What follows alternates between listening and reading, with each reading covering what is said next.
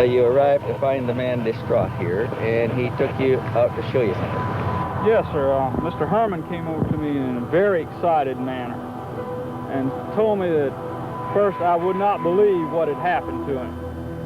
And I just expected the worst. I didn't know what to believe. And he said he'd been in his yard in North Charleston, which is about 15 miles from here. And next thing he knew, he was here in this field near Somerville.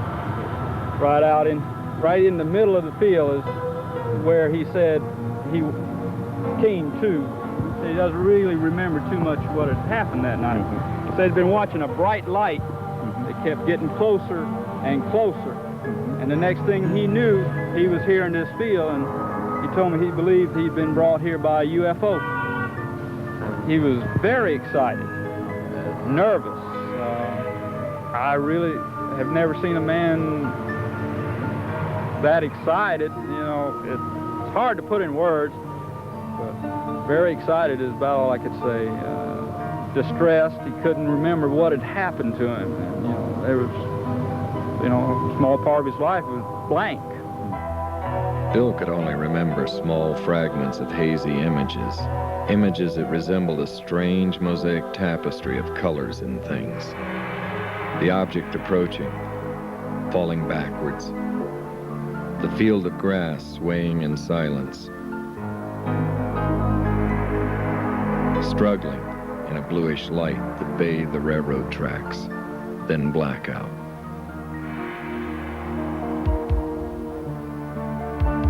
Stevens knew he would have to bring in a specialist in hypnotic regression, someone capable of unlocking Bill's scrambled memory. But this would take time to set up. In the meantime, he would call in Junichi Aoi, a seasoned UFO investigator with the Nippon Television Network. And between the two men, they would carefully reconstruct the strange events that led up to Herman's abduction. 3 months earlier, this had been a construction site for a new subdivision. It had offered Bill and his wife Patty a panoramic view of the surrounding area to observe the bright, noiseless object in the night sky. The particular evening we were out here, we were sitting, it was about a little after 9:30, almost 10 o'clock. And we saw the object come up, my wife and I. We saw the object coming up this way, up the river, and it was about maybe 900,000 feet above the water. Just a disc of whitish light.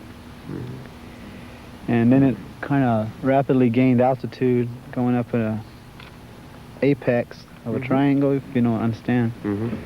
And then we lost sight of it for a moment. We were both standing outside the car. All of a sudden, right over this area, the big light, just a light. It was coming straight for us. Our car was parked over that direction. And we got frightened. My wife got frightened very much. And we just left.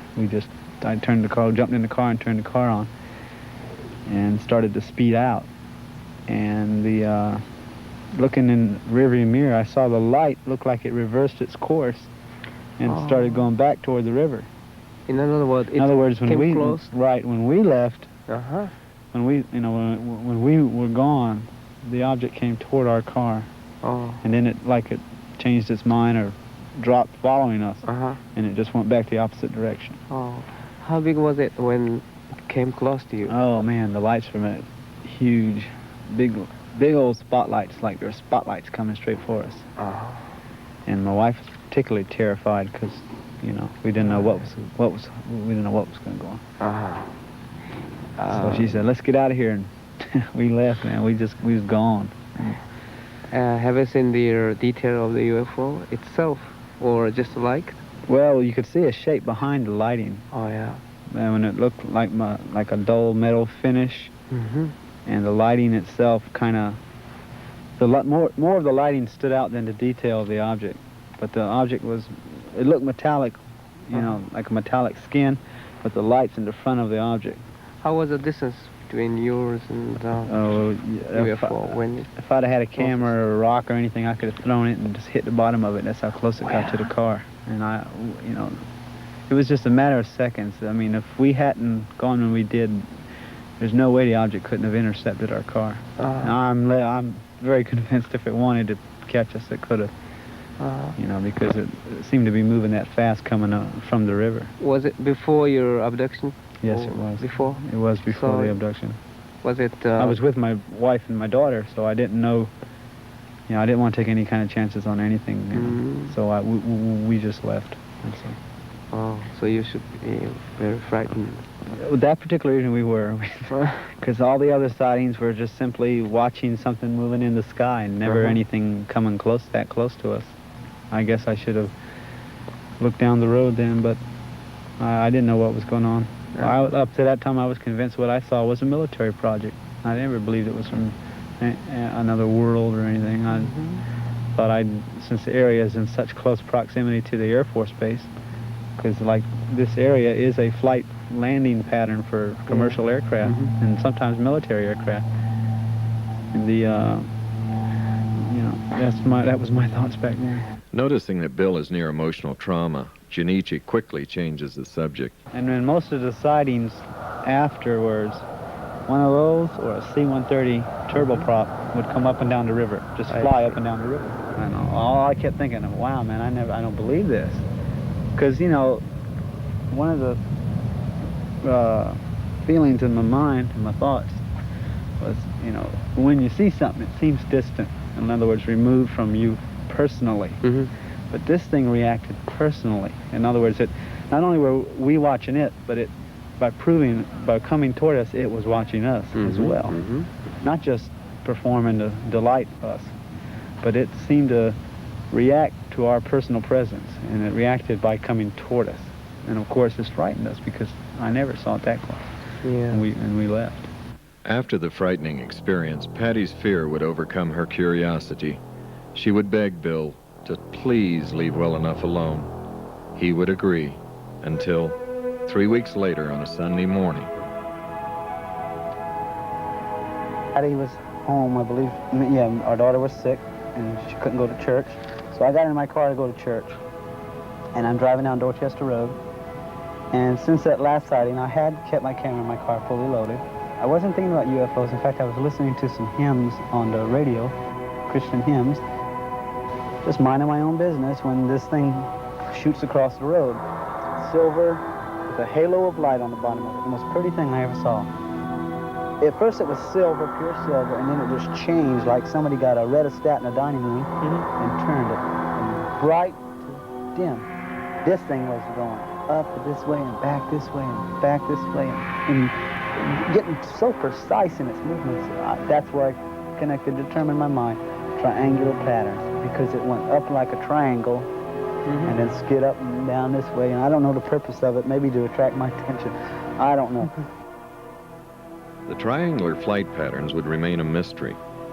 And although the photographs were good, they would pale in comparison to those he would take later.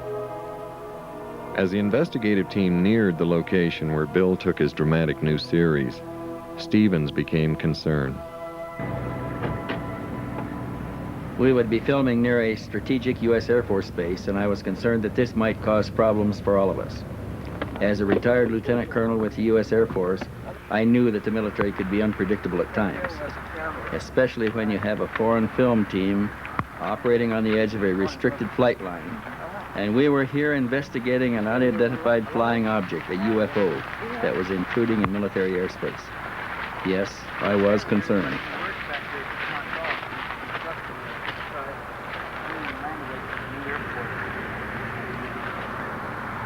We're at the end of it. Wanted to take off or landing runway. Okay, I'll look on the map and I can see a little fast. The end of the runway, there's a C-141 coming this way, taking off too. I'm gonna go right over. You ready? Oh, yes, sir. It's gonna really run. This is the position that he took the photographs from. How close it where it was in the landing pattern.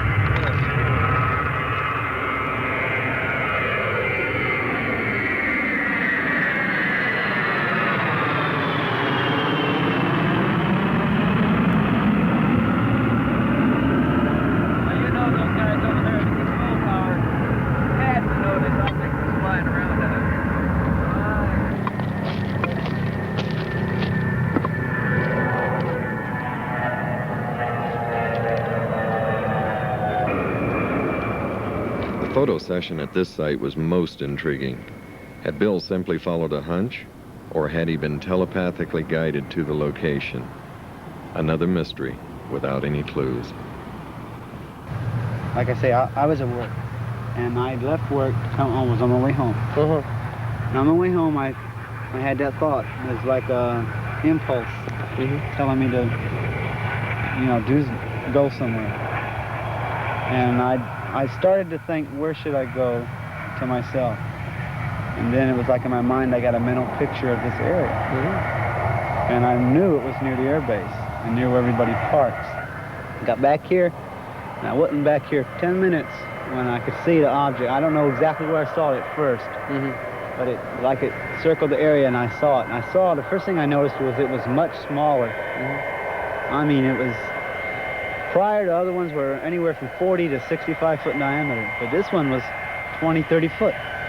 And another thing was, it was very, very different. It was different in the sense that instead of being orange and silver, it was just like a silver metal appearance. Yeah. And not only that, but it had two domes, one of them on top of the object and one of them underneath it. But it looked sealed in metal. In other words, you didn't see no windows or no holes or nothing. No windows? No. Oh. Did not see any windows. It was just surface metal all the way around. Almost like sheet metal formed into the shape of a disc with two domes. One on top, one on the bottom. How was the dome? Was it transparency? Or? No, it was solid metal with the rest of the disc. And it was all colored silver with the sun shining off it. I mean, it was just beautiful silver like aluminum or sheet metal. How did it fly? I don't know. I did not hear any noise.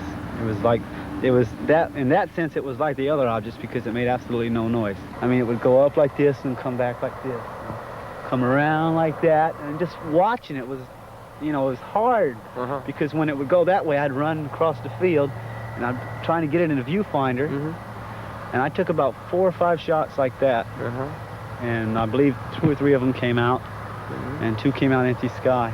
Well, in the course of the sighting, the object was going like this way, and then it reversed course and went back that way until it was like hiding behind some trees over there. Yeah.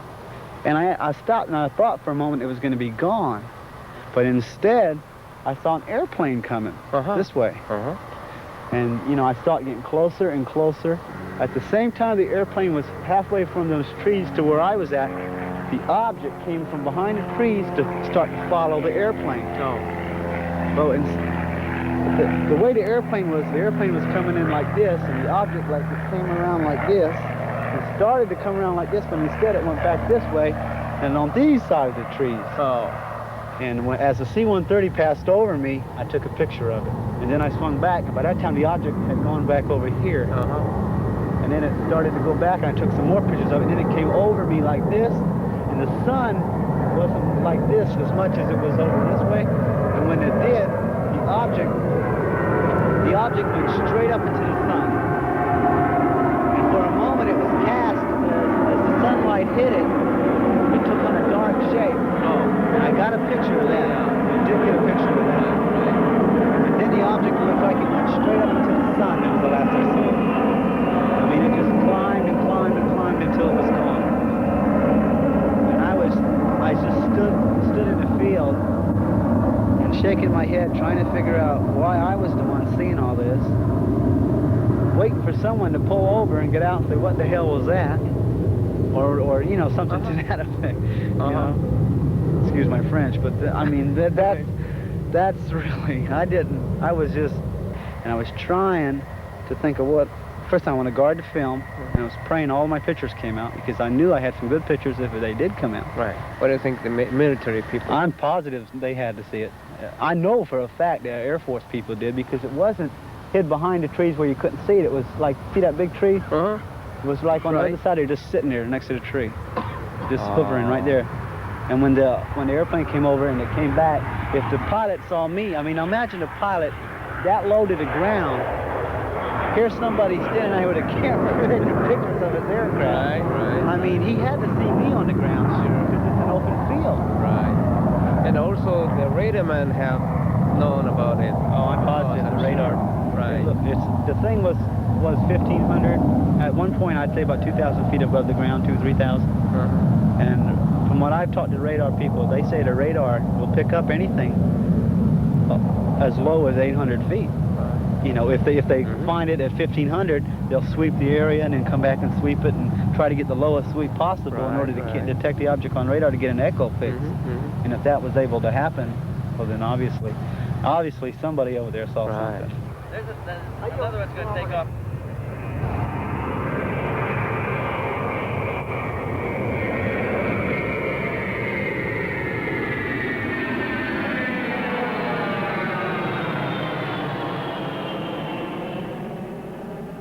The next day, I got a phone call from the Air Force Base telling me to come out there and see a Captain King.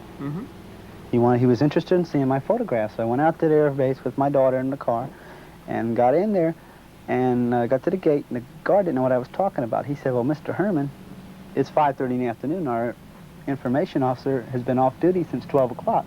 I said, well, somebody called me at 3:30 and told me to come out here by 5:30. And he said, well, wait right here. So I waited, and finally, about 20 minutes later, up drives this station wagon, out gets this fellow in civilian clothes, walks up to me and says, hello, I'm Wade King. What can I do for you? And I said, well, sir, somebody from your office called me and said you were interested in seeing my photographs. He said, what photographs? I said, the photograph of the UFO I took. He looked at me and he says, wait right here. So he went to the guard shack. 5 minutes later, up walks the guard in uniform with a sidearm, puts his hand on my window in the car and says, are you military? And I said, no, sir, I'm not. He looked at me like I was born yesterday, and he said, well, let me tell you this. He said, why don't you turn the photographs over to the captain and let him take it from here? He said, just turn the negatives and the photos over to the captain and let him take it from here. And I said, well, to myself, I said, I was not born yesterday. I said, listen, I'll compromise. I'll give you a photo, and you tell me what you want to do with it. Do what you want. Anything that you think you can help me find out what this is. He said, well, we'll certainly do that. Thank you so much. And he wrote his name on I.O. Bill Herman, one card, one photograph, you know. And he handed me his card with that written on the back. So I took it and I left. Thankful I wasn't military. So I took these blow-ups back to the information office to get my photo back from the captain. The minute I walked in his office, he was bright face, cheery attitude, and got up and said, hello, Mr. Herman, how you doing? And I said, fine. He said, let me tell you, we put it through our information channels, and this is what they told us. You photographed an F-4 Phantom flying at 5,000 feet. That's what you photographed, Mr. Herman. But if you look here, pointing to that picture, he said, if you look here, you'll see the stabilizer and the back tail, and you can even, if you look close, you can see the exhaust. And I didn't know what to do, so what did I do? I pulled out my blow-ups, and I said, tell me something. I put them down in front of him, the same exact picture, and I said, does this look like an F-4 Phantom to you? And he looked at it, and he kind of went like this. And he says, now listen, he says, if I was you, I'd just forget you saw it. I didn't know what to do. I didn't know what was going on. I certainly didn't. And as far as I knew, what I'd seen was a military project. I didn't believe it was from outer space or anything like that. I thought, well, man, you stumbled on a military project, and what proves it? The attitude of the Captain King. That's what proved it to me. You know, his attitude, well, if I saw it, I'd just forget it. You know, why would he forget something that's flying in the confines of the Air Force Base and flying with so near a nuclear weapons facility and you know, in this degree? Well, I didn't know what to do. And finally, I didn't have an opportunity to take any more photographs, and I didn't know where I should, you know, how far I should get involved in this. You know, my father said, well, if it is government, you're going to find yourself in over your head, and they're going to do everything they can to discredit you, and they're going to hurt you, and you're not going to get, you got to think your family and all this. I said, well, maybe I should.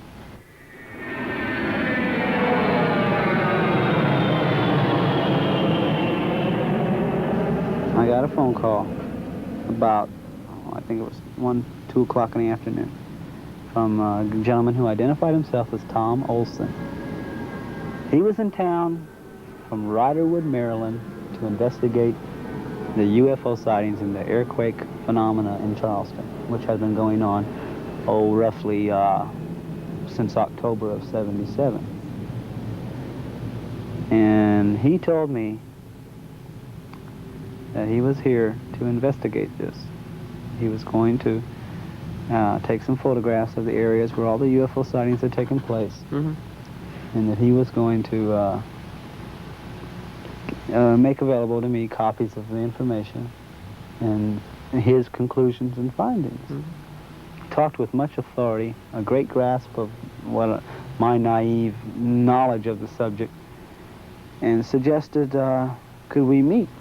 Well, about 3:30 he arrived at the house. He had a Maryland driver's license with his picture on it, and then he showed me a retired military ID card, and I believe it said United States Air Force retired.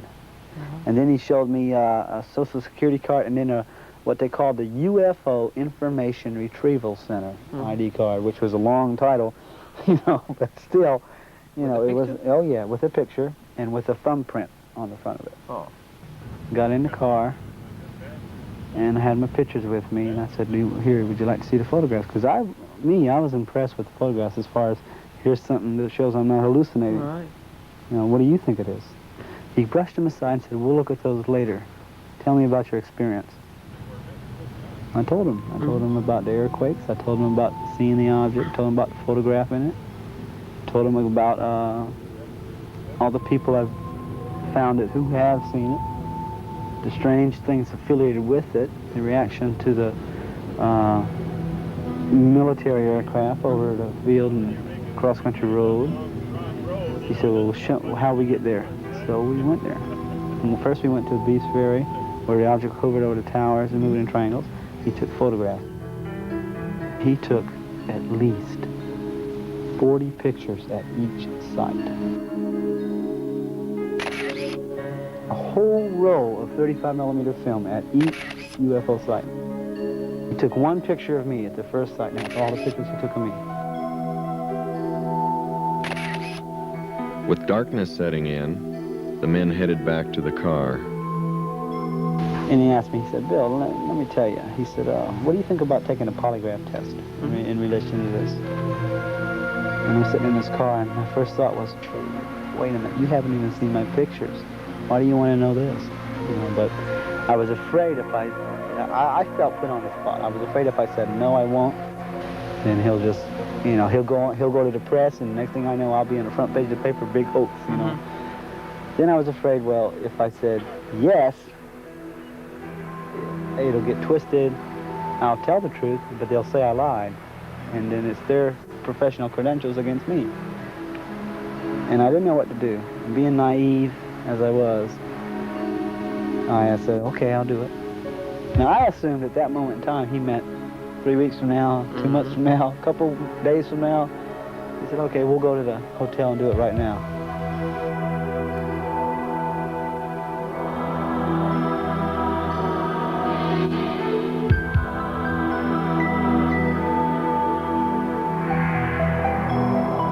Walked in the door, and I'd never been in the Mills house. And I was stunned by the beauty of the inside, the big chandelier and the beautiful furniture and the different adjoining rooms and the soft music playing in the background. And Mr. Olson, he looked at me, he said, this is a nice place, isn't it? I didn't know where I was going, I was just following him. And my thought was, well, polygraph, seems to me they gotta have a certain place they gotta operate in. And I was assuming there's got to be somebody else with him, but I haven't met them yet, and I don't like this. I don't understand what's going on here. You know, it seems like there's something not right here. But I wasn't going to blow the whole thing and walk out, say, no, I don't want to do this now. The elevator went to the 5th floor.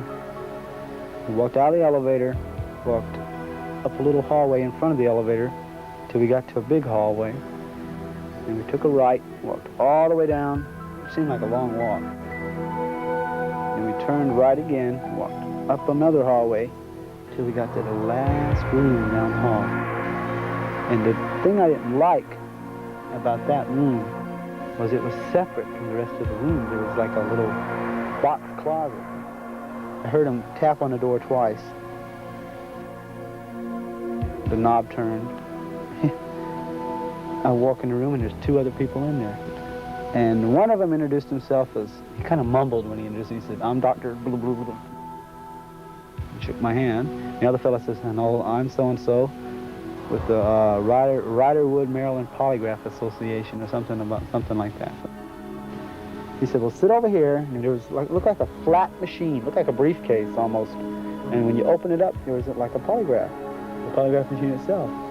Now there was all kinds of little wires running out of it. He did not ask me to sign anything, which I felt, not that I wanted to sign anything, but something in writing to protect my rights, you know. But even when that thought crossed my mind, I dismissed it, which I was manifesting naiveness. I wasn't scared as much as I was, I don't like this. You didn't even tell me there were 2 other people here. You know, and I was wondering what was going on, but if this is the way they operate, well, maybe I just better go along with the tide. But when the doctor, that guy who identified himself as a doctor, walked over to the bed, picked up a black satch doctor's bag, and pulled out a hypodermic needle and a little syringe, put them together, and then reached in the bag and pulled out, looked like a greenish liquid, put it into the needle, and said, this is going to relax you. Now, I was scared. I wasn't afraid I was going to die. I just didn't know what he was going to put in me.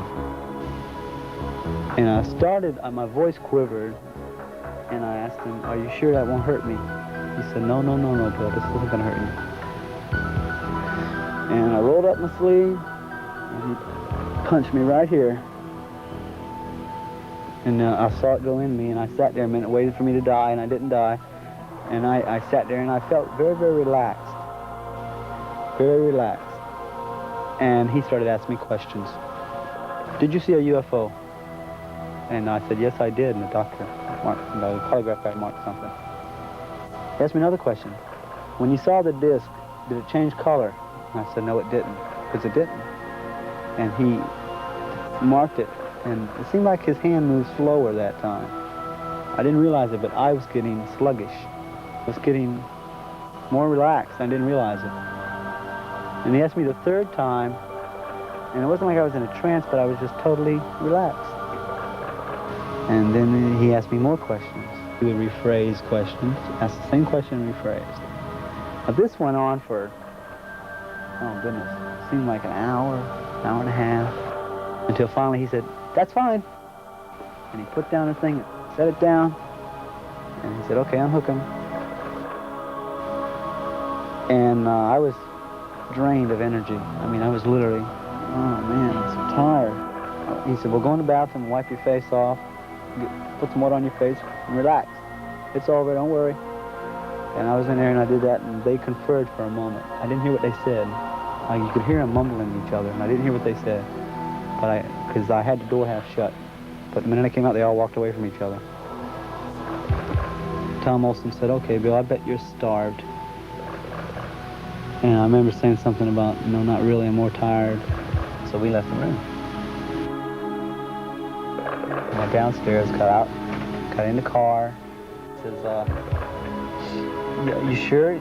I'll be glad to take you anywhere. I hear they got good she crab soup at the trawler. And I said, no, Tom, I'm about to drop. I'm tired. Take me home.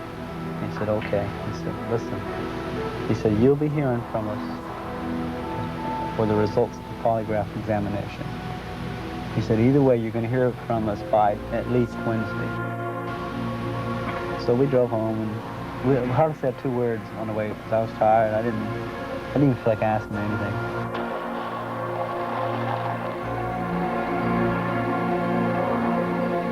We pulled into the yard, and the minute I opened the door, the cold air hit me.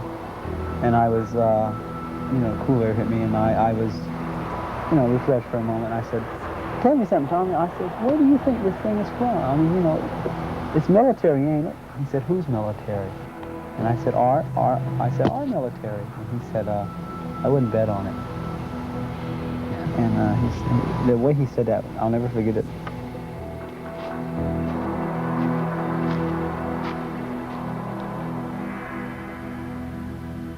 One week later, Bill received a memo from Tom Olson asking him to fill out a questionnaire and send copies of his photos to the office in Riderwood, Maryland.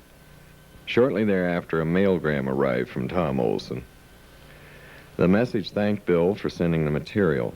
It was friendly, but contained a disturbing reference, which read, I did not visit you. It was someone else. and I have no idea who. Signed, Thomas M. Olson, President, UFO Information Retrieval Center, Riderwood, Maryland. To this day, Tom Olson in Riderwood, Maryland, swears up and down he never seen me, and I believe him. I believe him with all my heart. That this is not the same Tom Olson who lives in Riderwood, Maryland, and is a UFO Information Retrieval. Now, see, this guy didn't identify himself as president of the UFO Information Retrieval Center. He just is a member.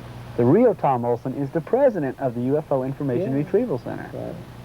I've seen him before. Okay, see, and that's And then you've never seen that the fake. Tom Olson Yes, again? I saw him one time after that when I worked at J.C. Penney's. It was late at night, about 9:30, and I was dumping the trash out and cleaning up where I worked at J.C. Penney Auto Center in Charlestown Square Mall.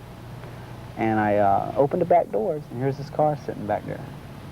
Oh. When I walked out of the door, the car just swings around, pulls up to the back, says, "Hello again." And I looked in the car, and there's this guy, Tom Olson. Now, I had knew that he was a fake. The first thing I did is I said, "Now, who are you? Why are you masquerading as someone else?" And he looked at me like, just brushed it off and said, "It's for your own protection. You should know that," or something to that degree. Oh. He said, you should be careful what you say and how deeply you get involved in these things. He just told me about being careful who I talk to. It's for my own good. It's for your own safety. We're watching. We're aware of everything and all this. And I told him to get out of there. I said, "I'm going to go call the cops." He kind of laughed. And I started to walk and get his license plate number in the back of the car. And I started walking toward him. The car backed up. I walked in, the car just backed up all the way and took off into the traffic. He got away so quick I couldn't even see the back of the license number. I couldn't even get no numbers or letters or anything. Oh. But when I started to walk behind his car to get his license number, that's when he took off. And you never seen Never, again? I haven't never seen him face to face again. Wow. And what do you think? I think he's either CIA or the. I think he's part of some conglomerate that looks into these things for the government, off the record, and does it solely to either confuse everyone really involved in it, or to discredit any people who come into contact with UFOs. I believe that. I think that's his whole purpose, isn't it? To Not only get had me Bill and his frustrated, family been get targeted, me so but frustrated, harassment was now being focused on the investigative instead of team. promoting the truth and the facts. After we spent a whole afternoon and an evening interviewing like we did here this evening, and everybody had gone home, and we went to bed about 12 o'clock. It was pretty late at midnight, and I was just getting to sleep. At 12:15, the telephone rang twice, and it didn't ring again. So I picked up the phone, and nobody on it, and I thought, well, somebody dialed wrong. So I went back to sleep, and it rang again twice, and I woke up or was sleeping light enough, I heard both rings, and I thought, well, somebody is trying to call. I picked up the phone, and nobody on there, but the line wasn't closed either. The line was open, I could hear that, but nobody talking, nobody breathing, anything. So I hung it back up, and I dialed the desk downstairs, and I said, did you call me? And he said, no. I said, did any calls come in for me? He says, no, there hasn't been any calls on the switchboard. It's 1:15. So I hung it back up, and I thought, well, that's strange. And at 2:15, I got another 2-ring call. And I picked up the phone. I says, who is this? Nothing. The line is open, nothing. So I called down to the desk again. I said, is there any way that my phone can be rung? And he says, not unless it comes through this switchboard. I says, has anybody called? He said, no calls have come in. So I hung that up, and I called John Fielding across the hall in his room, and I said, John, something funny is happening 3 times now. At 15 minutes past the hour, I've got a 2-ring telephone call, and nobody on the line, and the desk says it didn't come through the desk. He says, God, that's strange. He said, I've been getting them too. He said, I got one at 12:15 and 1:15 and just a couple of minutes ago. And it went on at 3:15 and 4:15 and 5:15, the same thing. Both of us got them. Who it was, I don't know what they were trying to call. The only one possibility that somebody who were staying in the hotel. Somebody staying in the hotel can ring the room number without going through the switch. Well, it goes through the switchboard, but it doesn't light it up. Could have been somebody picked up a phone in a hallway or another room. Somebody in another room could dial my room and let it ring twice, but it would have to be deliberate now. First it could be accidental, but it's not accidental if you get it 2 rings each time. And it happens 5 times during the night at exactly 15 minutes past the hour, and there's nobody on the line. There's too many things there that it can't be coincidental anymore. It can't be accidental. Right. And for 2 different rooms across the hall, are only ones that were being disturbed. So is that the kind of warning? I mean, I don't know what it was. I was talking with Harry Levelson over the phone, long distance, in New York. I believe he was at Omni offices at that time, or I don't know if he was at his home residence. But anyway, in the course of our conversation, there was this noise. I'm going to duplicate it this way, and the phone itself in our conversation. Didn't start the minute we started talking. Started when we started talking about the UFO. It was like noise. Just noise. Just a click, click, click, clack, click, clack, click, clack, click, click. You know, Harry says, "What is that?" And I says, "I don't know what it is." And he says, "Well, listen." And so we listened some more. And finally he says, "You know, I know what it is. Somebody listened in on us, and now they're disturbing us." And we talked in spite of it, and it still kept on going until it finally just stopped when we were talking. So I don't know what it was. Here's another strange thing. Harry Levelson came down to visit Bill, and he made plans to come down with his girlfriend, telling nobody in the office where he was going on a weekend, and arriving quietly and unannounced. They arrived in Charleston, checked into the motel, and 15 minutes later got a telephone call from a lady who said she worked for a television station, wanted to interview Levelson on his visit to Charleston. Who do you think they are, Wendell? This is not the first case that we have investigators alleging that they are somebody else, false identifications. It comes up quite frequently. I have got to believe anybody that is that well equipped and has that many apparently valid identification cards is coming from an agency, a covert agency that is able to do all of these things and adequately financed. And I can only think of one that comes to mind right away, and that would be an intelligence organization. And the only intelligence organizations we have here are government.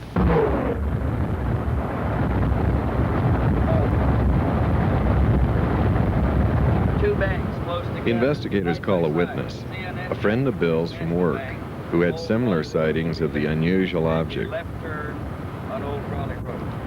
As soon as we got here, we got a telephone call from The phone rang, yeah, and Melina answered it, and she turned and said, "It's Tom Olson. He's called for you several times this afternoon. He wants your telephone number. He's at a pay station." So Tony took the telephone, and it turns out to be Tony's boss. They're calling from his work, right? To remind you again that Tom Olson called once more and wants to know if they can give the Tom Olson your number. Yes, he urgently wants my number. And he's at a pay station someplace, and he wants to call back. Stevens has placed an inductive coil device on Tony's telephone, hoping to record Olson in the act of harassment. Tony places the call to the pay station number.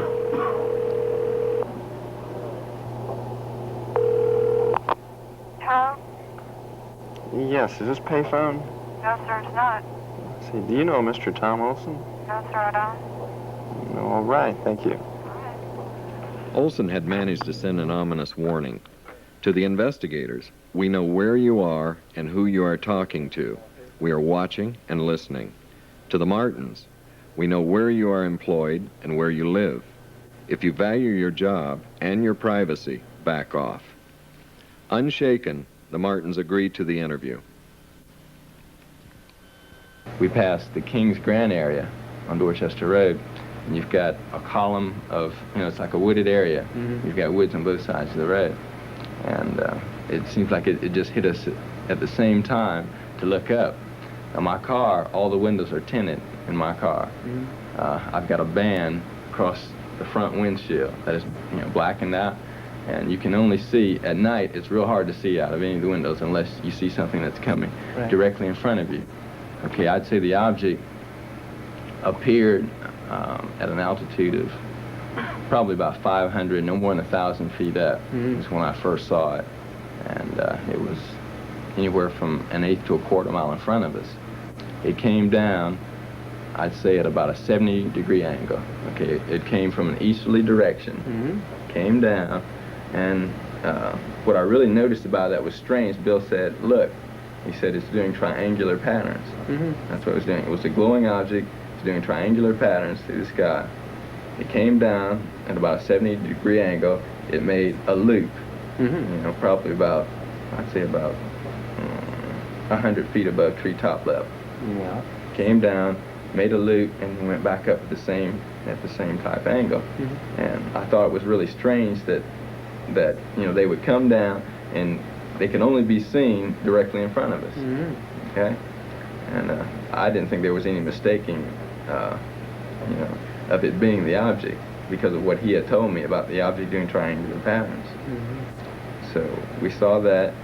We went a little bit farther down Dorchester Road, and we turned into another subdivision called Forest Hills. We went back in that area, and you've got the Ashley River area. It's marshy. Right. We went behind a house there, and we just stood around. You know, he just had an impulse to turn there. We went back there, and we stood around, and it was like someone cut on a light bulb out in the far distance. Just saw a bright flash, and then went back out. And you know, I thought about it. It could have been the object. It may not have been. I took into account quite a few different things. I noticed that just prior to seeing the object, we had a C-141 fly overhead, and it was heading towards the base. You know, you could tell the size of it, the lighting, you know, things like that. You can usually tell, you know, what type of object you have in the sky. I've been around military objects for quite a period of time. I've lived on military installations all my life. So I've seen, you know, what flies and what doesn't, and I've never seen anything like that. Tony would answer a nagging question that had eluded the investigators.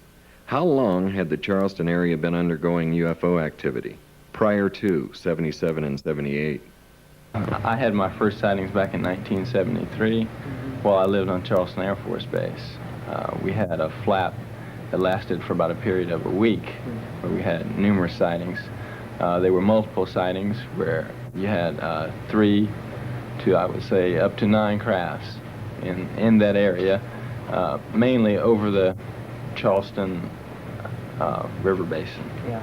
It was a circular type object that had a dome on top. It had lights that were revolving in a counterclockwise rotation. I can even remember, I think it was a football game that they had on the base, and you know, I don't know how true this is. I heard it from quite a few different people. They said a saucer-shaped object came over the football field, hovered above the game for a period of 5 or 10 seconds, and then just shot off towards the Ashley River area again. When was that? This was right back, I guess it was during 73, 74, right around that same period of time. You know, when we were having quite a few UFO sightings in the area. Which area is the most frequently you have observed the UFO? Okay, it's always been associated right around the Ashley River area. From Somerville, I'd say up as far as the end of Dorchester Road.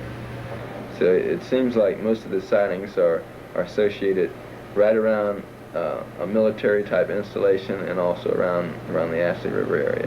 There have been numerous sightings, particularly right around in this area. You know, there's been a few at the Barnwell Nuclear Plant, Naval Weapons Station, the Navy base, and quite a few right around the Air Force Base. So it seems like whoever or whatever we're dealing with, they tend to, you know, want to know something about our military. Is there any possibility that... Junichi asked Tony if there's a possibility that the objects being seen could be a secret military project. Air Force. Of course, you have to take that into consideration. That could be something like that, but unless our technology has really advanced beyond the point that I think it has, I wouldn't necessarily consider it to be so. I would tend to rather think that it is something of either an extraterrestrial type nature or something that's totally unknown to us. Certainly, yes.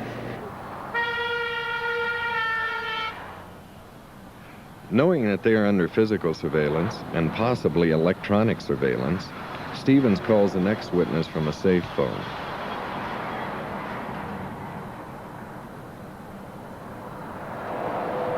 In December 1977, I was returning from lunch back to my office. It was about 1:30 in the afternoon, clear sky.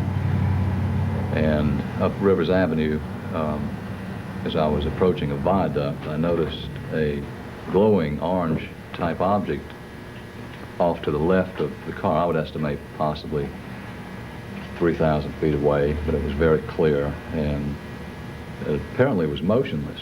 And I could see no wings of any type, no rotaries, as though it could have been a helicopter. And I noticed at least one person in another car pointing to it, which indicated to me someone else had seen it. As I approached the viaduct and began going up, there was a traffic light, and I had to stop for that traffic light, and I noticed that the object was descending in the same direction, apparently, that I was going, at a slow rate. And I thought possibly it was a kite of some type, because it defied the obvious laws of gravity, and there was no sound. And as I began moving forward after the traffic light, I noticed that the object had disappeared beyond some pine trees, which were to my left. And I looked straight ahead, and I could see the object apparently crossing Rivers Avenue beyond that sign at a good distance away, but it was at an angle. I could tell it was a disc-shaped object. It had the definite orange color, and it apparently was moving with no wings or no rotors as a helicopter would. It was not a bird. It was very, very clear. And at one time, I did also observe a C-141 airplane at the same time that I saw the object. You've seen the object more than once? No, I've seen it one time, but it was during the first time that I saw it, first glanced at it. Way beyond the object was a C-141, apparently coming towards the Charleston Air Force Base. Yeah, I was going to say the description you just gave of Rivers Avenue and the viaduct and looking and going towards the trees positions the object roughly in the vicinity of Charleston Air Force Base, or just to the east of the base. Just to the east. And you saw southeast of the base. a C-141 in the air, either in the traffic pattern or landing, which would confirm that. Right. So the object was operating within the landing traffic pattern of Charleston Air Force Base, if we're guessing right. That's correct. I would estimate that possibly the object was, I would say, between myself and the Cooper River, which is the Navy Yard facility. But it would be difficult to say exactly how far. From your perspective, could you form any kind of an estimate of its size, its diameter? I would estimate between, say, 25 and 30, say 25 to 35 feet in diameter. Do you think the C-141 noticed that the UFO itself at that time? It would be difficult for me to Yeah. to think that the C-141 would not have noticed it, because it was in the sky and Bright? bright. Purcell had observed the same type of object playing cat and mouse with a C-141 3 weeks before Herman had taken his spectacular photographs of the object on the tail of a C-141. So when I came back to my office, I told my staff that I'd apparently seen a UFO, and of course they chuckled. I thought I was, had a couple for lunch. I assure you I had not. I called several TV and radio stations to ask if anyone else had seen an object or reported it, and none said that they hadn't received any calls. How receptive were they to a report of a UFO? Were they interested in what you told them? Not really. The North Charleston Police Department said I could come down and fill out a report if I chose to do it, and that's as far as it got. The Air Force Base said they had no record of any sightings. The interview had been completed without any outside interference. They would continue to use safe phones to arrange meetings with potential witnesses. Stevens had turned up a new witness who claimed to have a series of remarkable photographs, but he was reluctant to go on camera, fearing that this might compromise the privacy and security of himself and his friend, a noted television and radio columnist who took the photographs. After a lengthy discussion, Junichi assures the witness that his identity will be cloaked. You want to see these things? Yeah. Let's see. Those pictures were taken, some by the gentleman you're talking about and some by his mother, were they not? Just by him. By Him and his wife. I don't know which one of them took it. His mother was, I think, his or her mother was kind of old, and she didn't have any photography stuff. Did they ever see the spacecraft on or near the ground? Well, just right over These the house. people? Just over the house? Yeah, just flying. You know, there's a lot of pictures here. As far as I know, no one has ever seen these photographs except for the people I've described. Here's like this one's flying directly over the house. Mm-hmm. Right over the house. Right over the house. Here it is with the top of the capsule raised. He said that capsule went up and down on top. Changed elevation? Sometimes it was higher and sometimes... Well, you see in this one, there's no top to the thing. This is going over the house also. This is the same photograph, but it was further over the house. See, that's going over the house. And he took another picture as it got over the house. That's interesting. And then as it went out in the field, it elevated this little thing on top, a bubble on top. That accounts for some of the changing shapes that we get reported. I see. And here's one again in the open field, just over a cornfield, way out over the trees. He said the motion pictures are extremely good that he took. He said they were real good. Imagine that. Right. But because he got it going over the house and in the woods and out in the field and all that kind of stuff. You know, they said it was tremendous pictures. Is there any way we could get? Could you give us his telephone number again and let us call and introduce I won't ourselves? unless I call him. I'm perfectly honest with you. We'll pay for the call if you call him and ask him if he will talk to us. We'll give him a control name. We won't reveal his identity or location. We can promise to all of those things and give proof of it. These are just photographs that you can take pictures of. Yeah.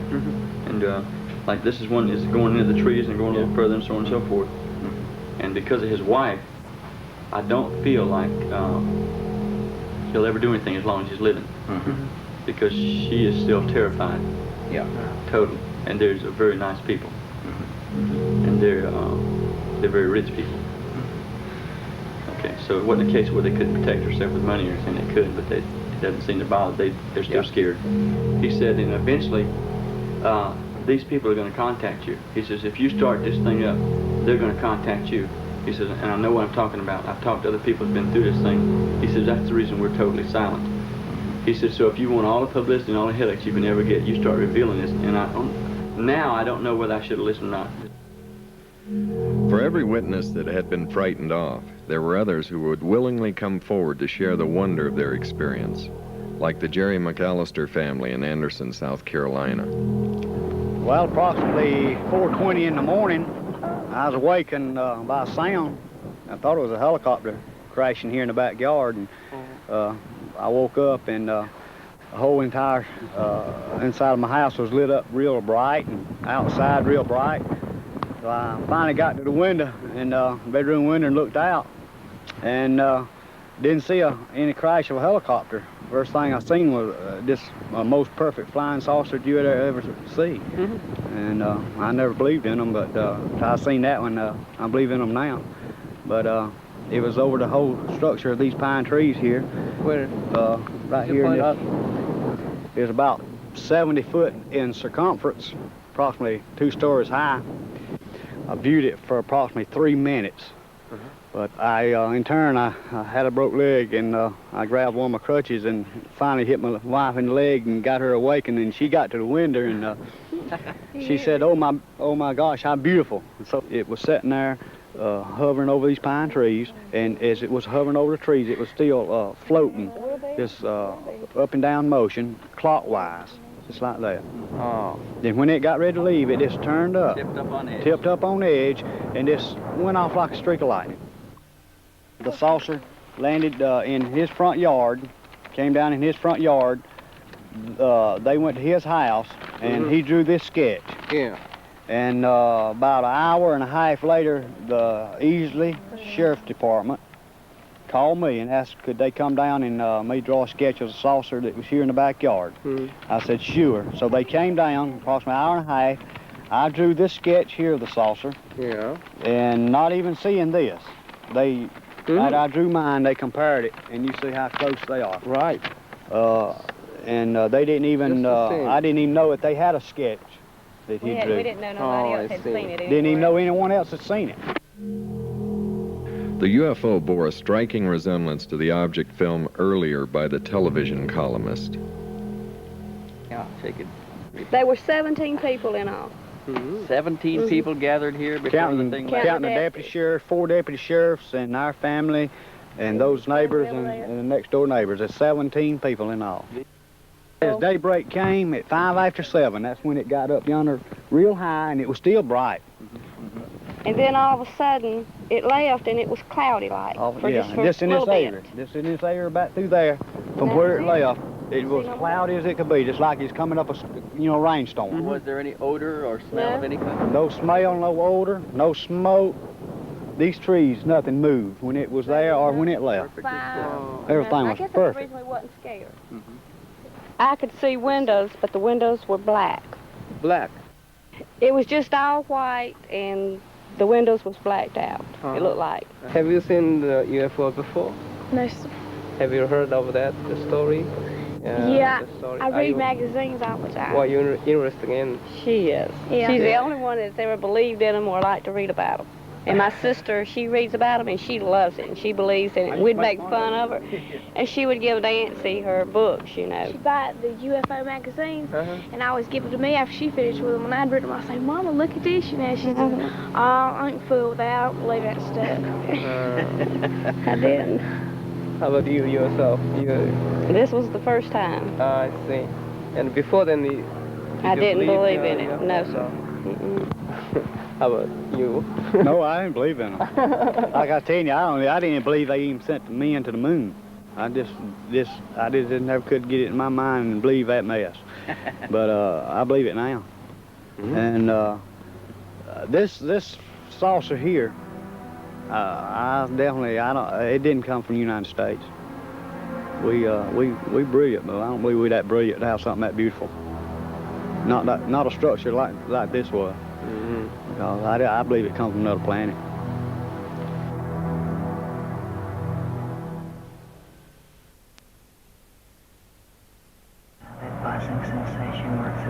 Bill agreed to undergo hypnotic regression to fill in 4 hours of missing time.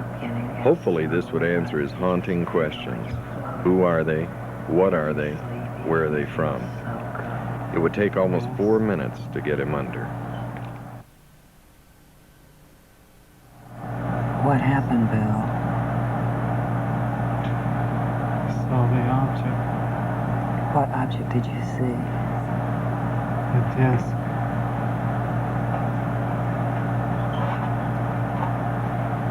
I saw it moving. I pointed it out to my wife. Just relax. Relax. Stay where you are. Keep the program where it is. Just relax. You're unaware of any sound other than my voice. It's moving over the towers. I can see it. Patty, I'm gonna get a better look at this. I'll be right back. I better call Larry. Larry? It's back over the area. Right now, yes. Yes, I'm going out there now. You try to get on the other side. Okay, bye. I'll be right back.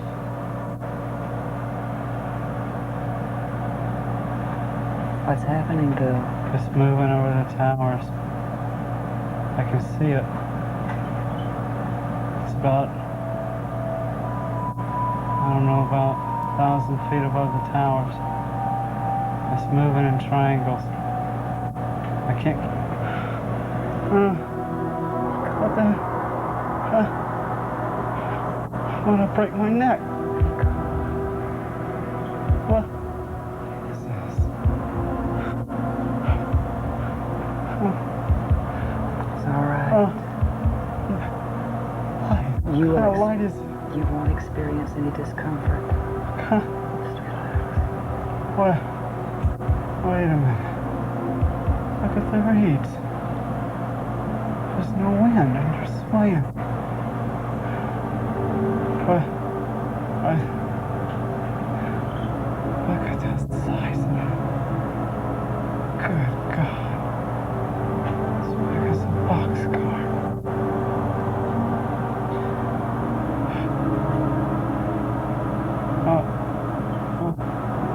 Where are you, Bill? I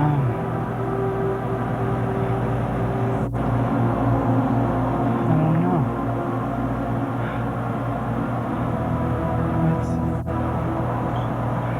Relax. My shoes. I can see my shoes. I'm lying down.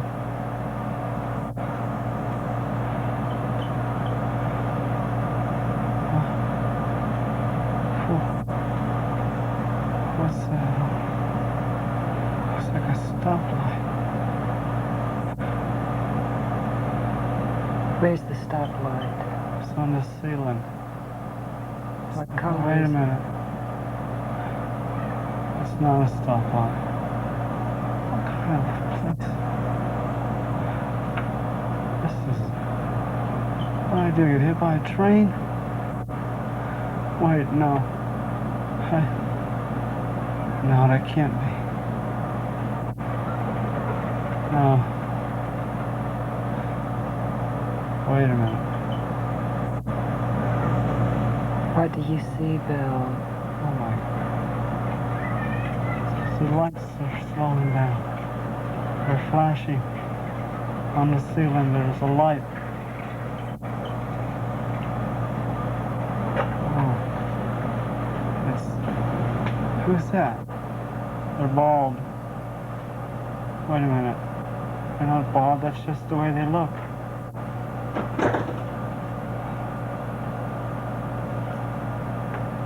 They're dressed alike.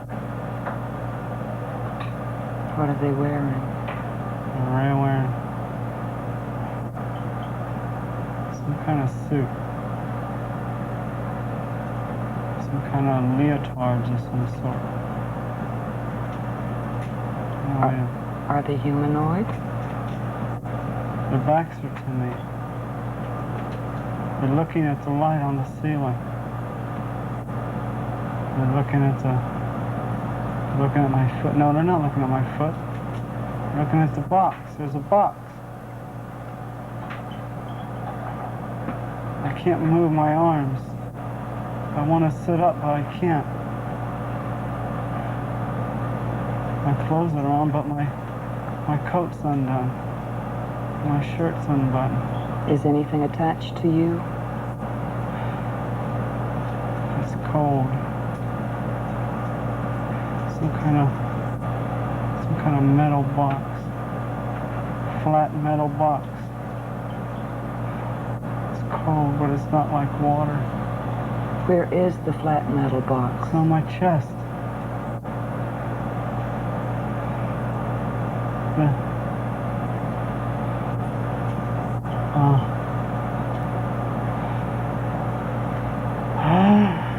Relax. Relax. Oh, God. Relax. How are you?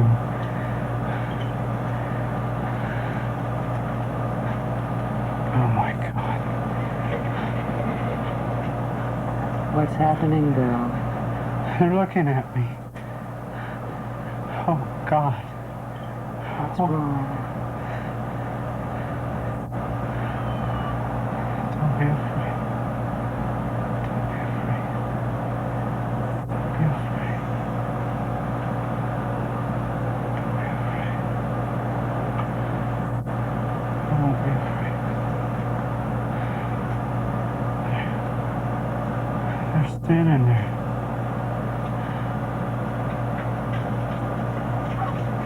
What do they look like? They look like fetuses. Like what? Fetus. A fetus? Yeah. A A grown fetus. Wait a minute. Can't be a fetus.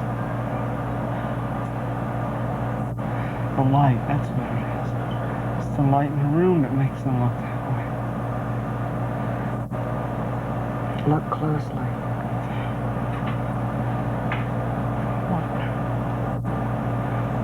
That's strange. What's strange, Bill? Their eyes. They don't have no whites. They don't have no whites. It's just brown. Just dark, black, brown. It's just a circle right in the socket.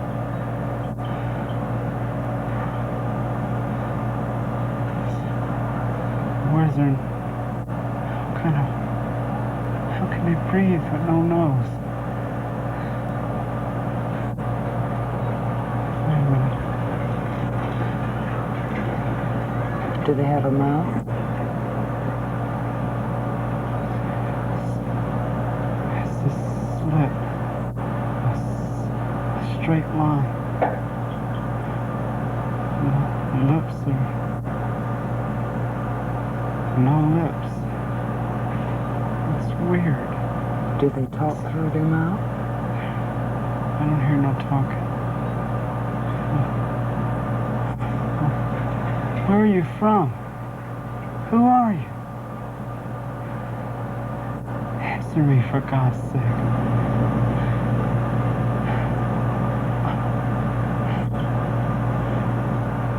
Yes, it was broken once. What was broken, Bill? When I was younger, I fell off a sliding board and broke it. What was broken, Bill? My arm. Who asked you? He asked me. He who? The one on my left, he asked me. How did he ask you? I don't know, but I heard him. Did he use his mouth? It's just, how can he talk in his lips? All right, go ahead. Wait a minute. Where are you from? All I remember is the pain. It was intense. It hurt. Bill, stay where you are. I want you to tell me the questions they asked you when you answered. Do you understand? Concentrate on what it was like. Be still and concentrate. Very well.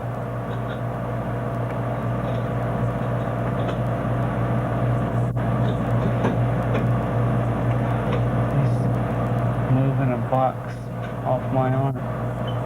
You can tell my arm is broken by looking at the box. For goodness sakes, that was so long ago.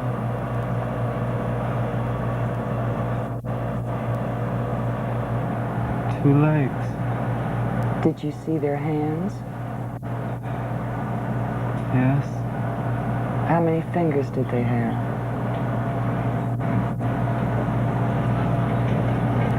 They're all the same size. Lengthwise, they have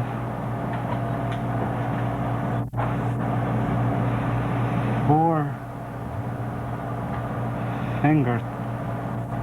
And it looks like a thumb, but it's the same size as the fingers.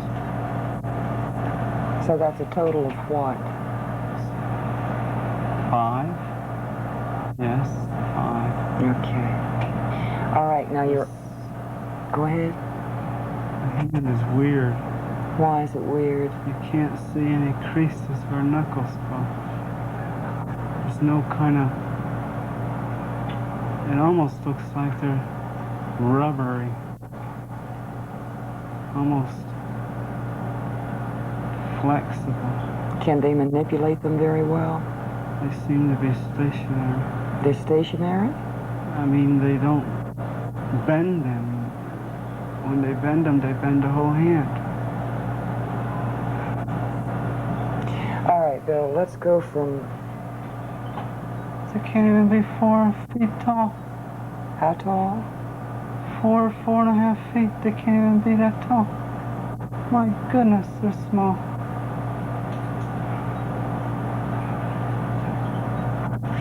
Look at this. They're like marshmallow. He touched me. Look, this. You can tell there's bone under there, but you can't tell. It's weird. Good grief.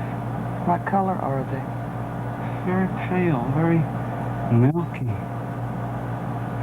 Is it a skin-like texture? Looks skin. Everything's the same.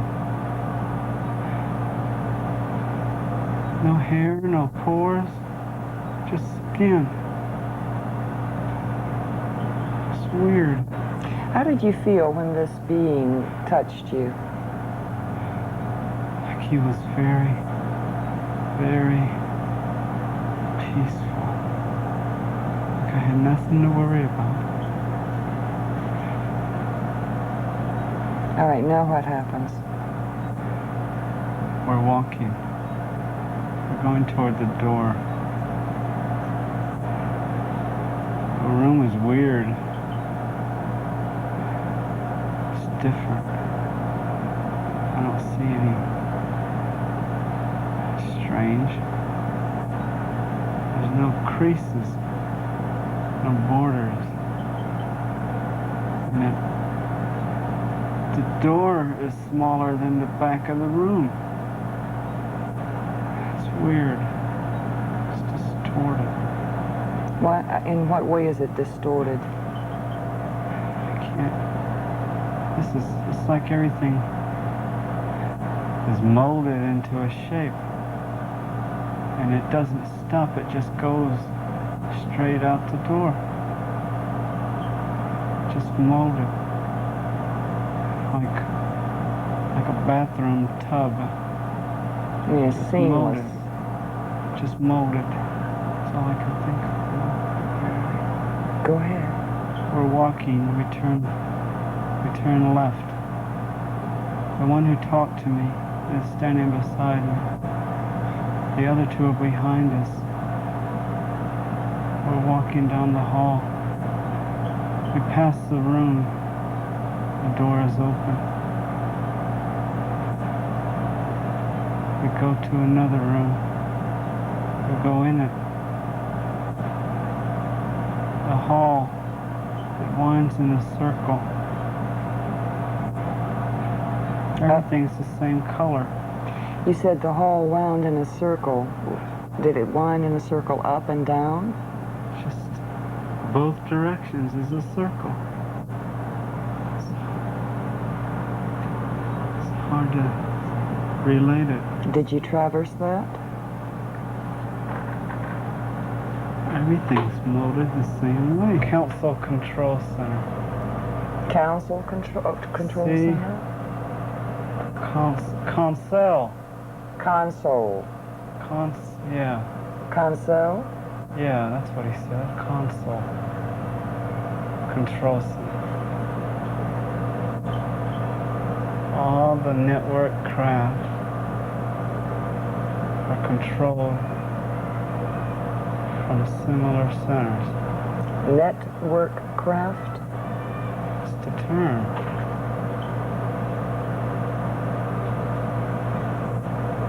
What's the network? What? Where? What did he say? He said they manipulate gravity. No, they manipulate the equilibrium in the gravity. How? Did you ask him?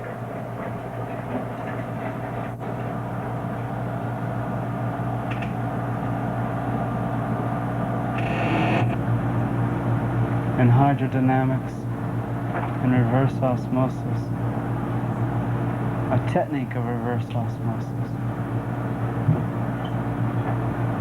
They've been doing this roughly 50 years.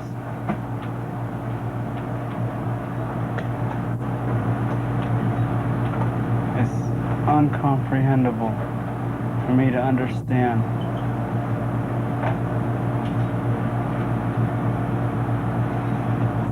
Why are they telling me this? Bill, let me ask you a question. Did they, at any time, promise you or tell you that you in any way would remain in contact with them?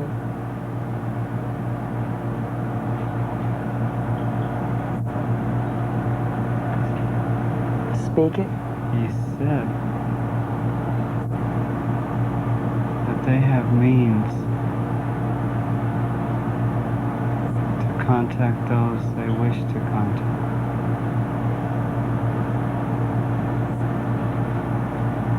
He said, we will meet again. Did he say when? No. All right, you're back in the console control room. Now what happens? The light on that checkerboard is flashing on and off. First red, then white, then red, then white. And those balls to their left and right are spinning. And the one sitting at the desk, the one who spoke to me, said that I could go and look.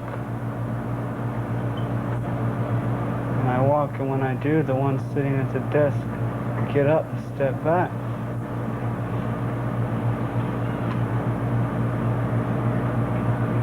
What happens? They step back. And when I move away from their desk, they sit down. Did any of them at any time touch you other than the one who helped you from the table? No.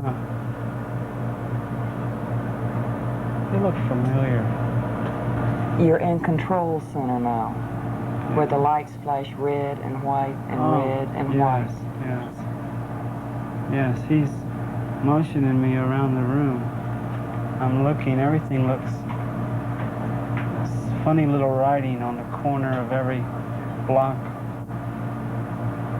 And it looks like squiggles, lines. Can you read it? No,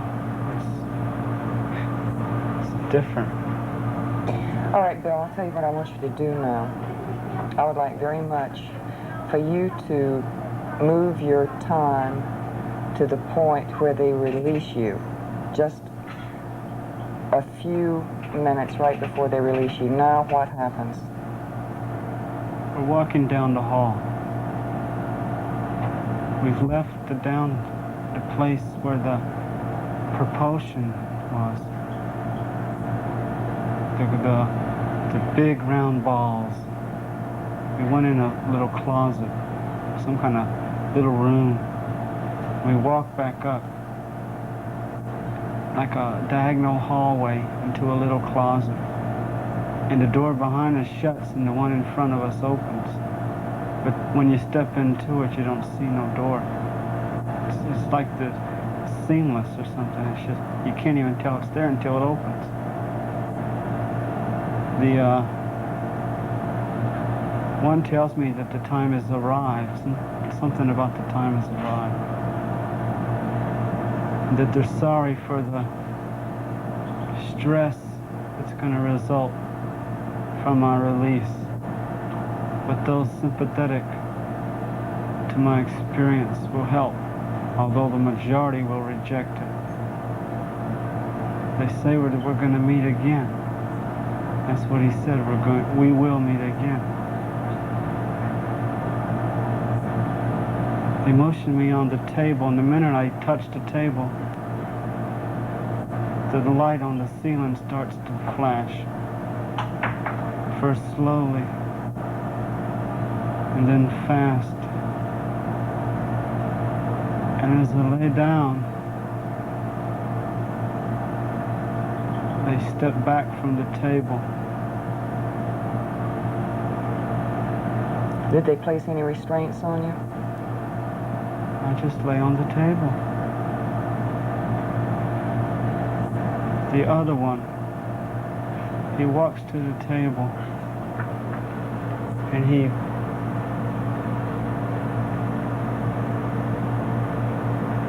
putting the binoculars around my neck. He must have had the binoculars the entire time.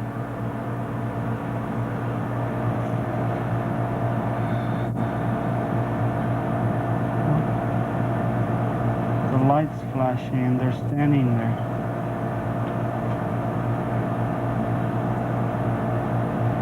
What? Wait a minute. Huh?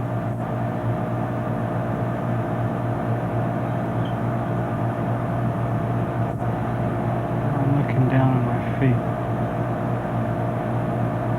There's a glow at my feet.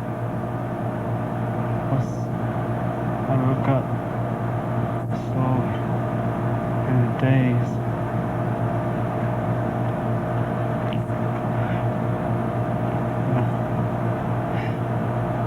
Oh God.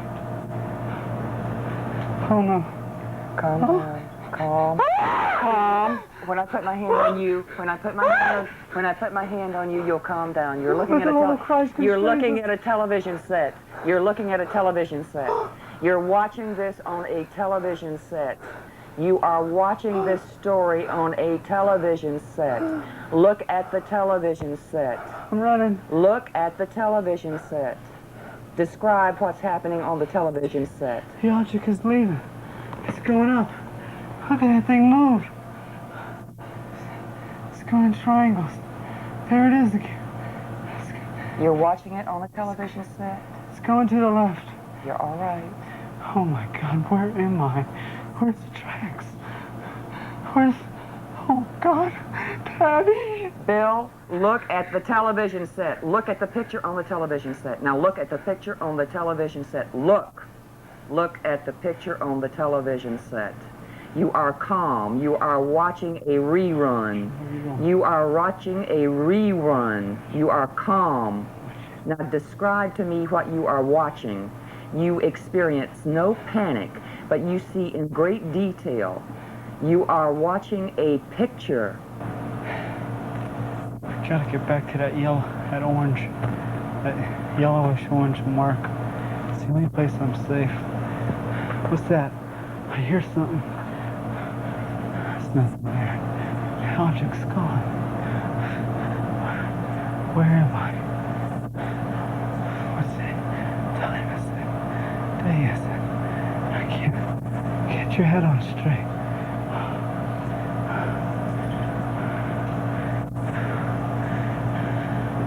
Height nor depth nor soul can reach it. Separate us from the love of God in Christ Jesus. For God so loved the world that he gave his only begotten Son. Calm, get a hold of yourself. Relax. Calm down. Relax. It's over with, Bill. Calm. Bill, look at the picture on the television set. You are watching a rerun of what happened to you. You have already experienced those emotions. You don't have to do it again. Okay. Sorry. You don't have to experience panic again. Okay. There. What's that? A car. There it goes. I gotta get out there. Do I go or don't I? I'm going. It's now or never. I'll be here forever if I don't move. Lord, give me strength. I'm going now. I'm running, tearing through the bush. Stickers. I'm on a road. Oh, thank glory, there's a road. Highway, street. There. Yes. Hey. It's a car coming. It's a car coming. Hey. Hey. Stop. Stop. Thank God you're here. No, it wasn't a car accident. Please get help. Where am I? No, it wasn't a plane accident. No. You wouldn't believe me if I told you. Please, get a policeman. Thank you. I don't mean to scare you. Please get a policeman. Get help, please. Oh, thank God. What if they don't come back? What if they don't come back? Stop! There's another car. Stop! Yeah, stop!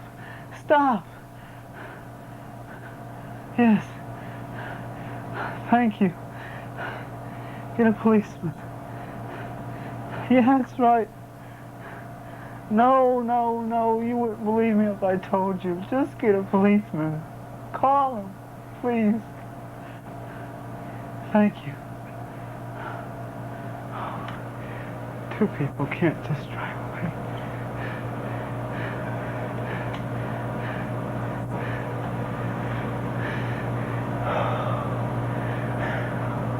Yes? They're back. Yes, they're back. My name is Bill Herman. What time is it? Where? I can't be. Just a minute ago it was 9:30. Where am I? Part of Charles. What? Wait a minute. That means, oh my God, I can't be. Oh no. I was standing in Charleston at 9:30. I saw a light in the sky. It dropped to the river. I saw. Eric, who is? Yes, thank you. Thank you.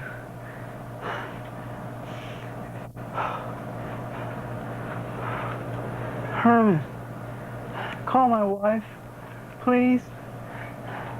Thank you. I just expected the worst. I didn't know what to believe. And he said he'd been in his yard in North Charleston, which is about 15 miles from here. And next thing he knew, he was here in this field near Somerville. Right in the middle of the field is where he said he came to. He doesn't really remember too much what had happened that night. He said he'd been watching a bright light that kept getting closer and closer. And the next thing he knew, he was here in this field, and he told me he believed he'd been brought here by a UFO. Listen to me, Bill. Bill, you're floating now. You're back in the present and you're asleep. You feel very good and very relaxed. How are you? Oh, I feel like I just slept for an hour. It feels so good. Good. I'm glad you did. The session had formed a bridge from illusion back to reality, allowing Junichi to probe for more information. He asked Bill what had frightened him the most. What I can recall. To you. Scary thing? The Scary most frightening thing, thing? I guess was the disorientation when I was released. You know, trying to comprehend where I am. I don't understand why they released me there. Why didn't they release me where I was picked up? A concern of Junichi's was how would Bill cope with the reality of the experience. I can't deal with this for the rest of my life. I don't know what to you know, it's in a way, it's strengthened my marriage. In a way, it's torn my marriage apart. In a way, it's gotten to the point where it's not so much an obsession with me as it is a preoccupation. And if I saw the object again, I'm naturally going to be inquisitive, but I don't know what to... You don't know what they think. Right. And yeah. You know, I don't know what's... You know, it seems like with all this information and all this in relation, it seems that, you know, I don't want to get into a position where there's positive deception on their part towards me. I don't want to be used as some leverage.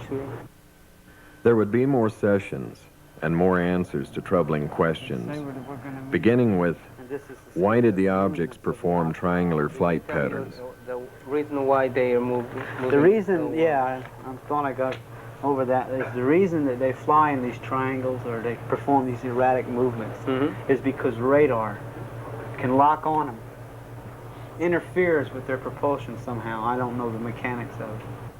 So that would explain in one small area why radar doesn't lock on these things, because of their movements. They come up the river and they're flying level, and then they just crease up. And the higher they get, the more starting this thing they do. But they seem inside the object to be able to stabilize everything inside so it doesn't tear itself apart like a jet would if it started doing these acrobatics. Junichi asked if any of the objects had crashed due to radar lock-on. I believe this was back in the 60s or 50s, that radar had interfered with the propulsion of one of their network vehicles, and that the object itself had to make what he termed an impact landing or a crash landing. Literally, they lost one of their objects. And not just the object, but the occupants on board were lost as well. He said government authorities and got the craft itself, the occupants. As a result of that crash, they tried to make contact with the government, open contact. But it was suppressed, the way he said it. And it's maintained suppressed. By whom? I don't know. By the way he said it, Earth governmental powers. And that it was maintained suppressed. And they're just, you know, in the future, when the threat of abuse can be removed, then they'll try it again. When will it be? I don't know. I do know that they said that the objects would be continuing to be sighted. Sightings would increase. People would observe them in action, and that this was going on. It was going to keep going on.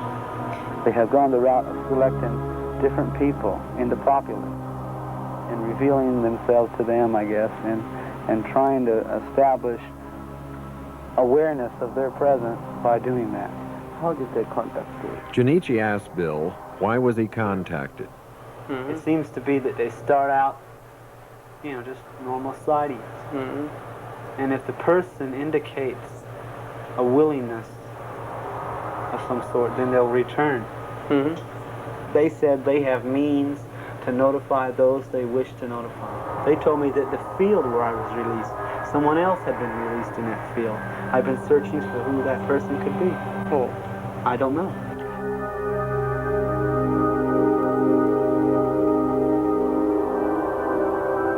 The investigation would wind down, even though Bill continued to search for clues into his past. After I recall what happened the first time in March,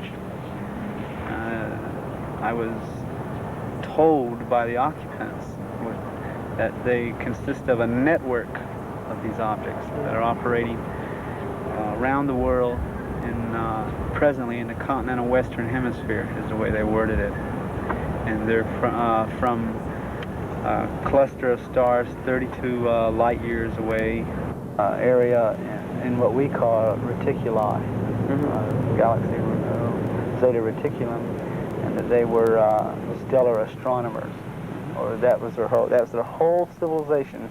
That's what they were geared to: stellar astronomy and life and study of life all across galaxies, and that they're a network sent here to initiate what they call direct observances.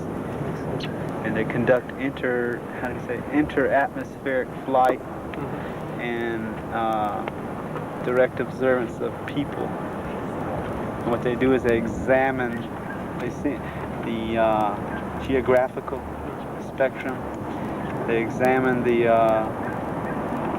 experiments that they conduct in what he called reverse osmosis and hydrodynamics. They conduct a lot of experiments over water. They conduct experiments in aeronomy and geodesy. See, these were things that came out after I was went through. Dr. Harder helped me a great deal by breaking that block. It was like I couldn't remember. No matter what I tried, I couldn't remember. So when I did remember, it was like just like a water pipe that's busted and the water just wouldn't keep turning over and turn over.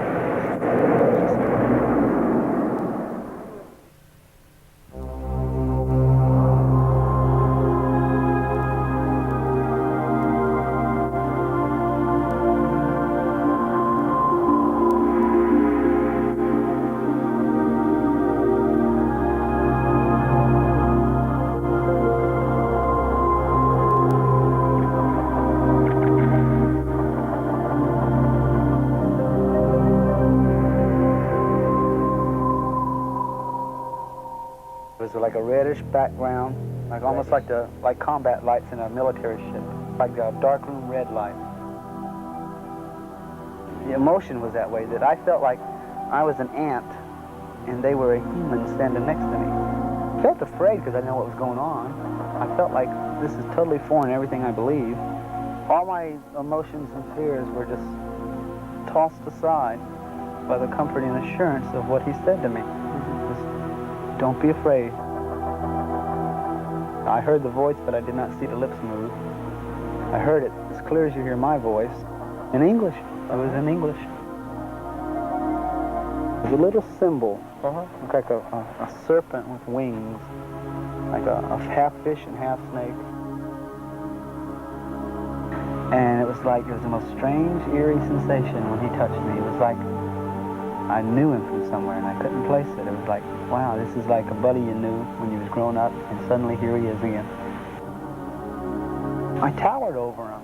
I mean, they were smaller than me. I could have tossed them aside with a good right hook, but I didn't feel threatened that bad.